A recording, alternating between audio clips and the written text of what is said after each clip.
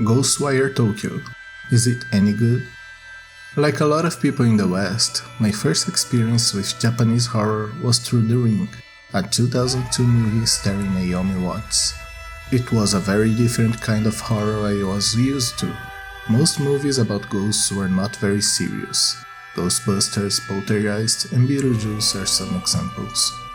But The Ring mixed those ghost stories with a lot of creepy imagery, a little girl as the main villain, and the sense of being constantly observed.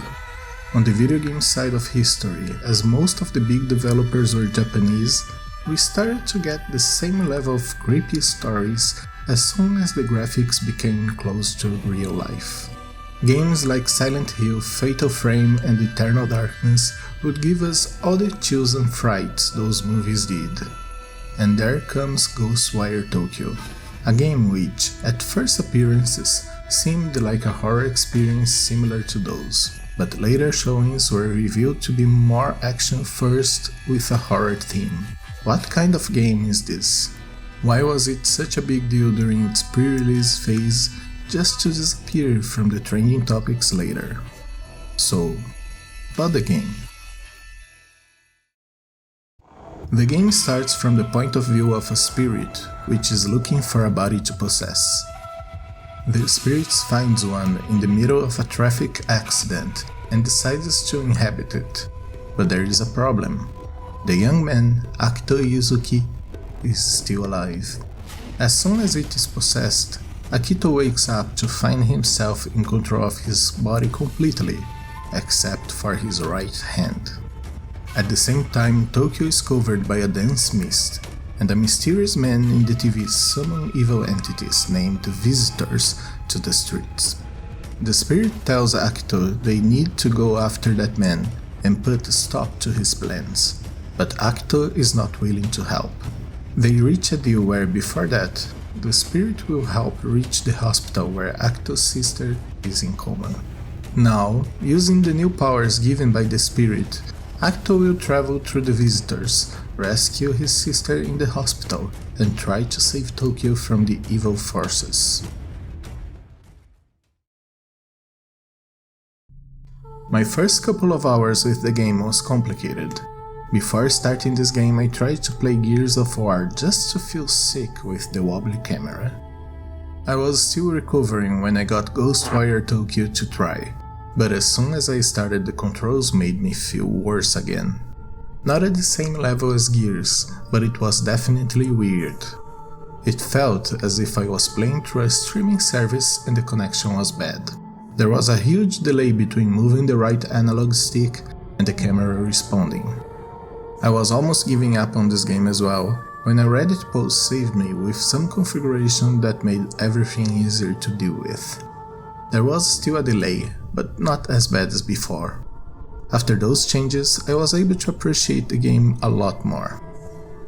The game is basically a first-person shooter where, instead of guns, we use our hands and spiritual energy to defeat monsters. Your spiritual powers are based on the elements, but the elements themselves don't make much difference. The behavior of these powers do. They basically change the speed and strength of the shots, and each one can be more effective to an enemy than the other. But from what I felt during gameplay, I wouldn't say the water power could be stronger to fire enemies though. During the game, we also find several side missions where we have to help spirits who are stuck in this world to fulfill their needs in order to move on to the afterlife. I didn't play much of those side quests, but the few that I did all felt very fleshed out, even though it could be something as simple as getting toilet paper to a ghost. I got my toilet paper for you, man. This feels like The Legend of Zelda. There is always a mission where you have to give a toilet paper. We also have to collect spirits found in several points of the city and upload them through a paying telephone booth. You know, just like we do regularly in our day-to-day life. Cats now dominate the stores and most of the business, and dogs help us out finding items and some other objectives. Just remember to pet them. Always pet the dogs. They deserve it. The enemies are the highlight of the game though. Approaching the creepiness of the Japanese horror movies, we find several archetypes of those stories. We have the very skinny faceless businessman with an umbrella, headless schoolgirls doing gymnastics, witches flying in the sky. All of them are trying to kill you. When we weaken them enough, we are able to use a takedown. And even though we are the ones actually killing the enemies, the animations always creep me out. So, is Ghostwire Tokyo good? Yes, definitely. Although I had a really rough start with the game, after I was able to fix the control issues, everything felt a lot better.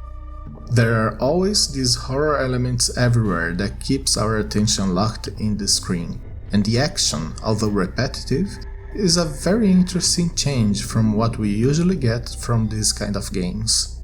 The story is simple, but is very well told, and the weirdness of the environment, enemies, and plot just keep us interested in what's coming up next. There are several plot twists, and I don't want to touch them to avoid spoilers, but it kept me going through all the challenges this game presented. The relationship between Acto and KK, who is the spirit who possesses Acto's body, is a very interesting dependency mechanic. They start in a very tumultuous conflict, and we feel the trust building between them, to the point where, whenever we don't have KK around us, it not only gets us worried about how we are going to proceed without our powers, but also about the whereabouts of our spiritual friend. If I wasn't streaming, I would probably do all the side quests I could find. All the ones I played were very interesting, and I really wished I could go through more of them. I really enjoyed all the time I spent with this game, and it makes me wonder the reasons why we had so many reviews giving it a low score. And it makes me really happy to know through the leaks coming out of the Microsoft FTC case that the company was at least considering a sequel. I really hope it's still in production, and we will soon be able to visit the creepiness of a ghost invaded Tokyo once again. Thank you for watching the video, I hope you enjoyed it. I stream every Monday, Wednesday and Friday around 9:30 PM Eastern Time, depending on what time the kid goes to sleep. So, if you want to join me, feel free to do so. Please like and subscribe and leave a comment if you want to. I hope you have a great rest of your day, and see you all in the next video.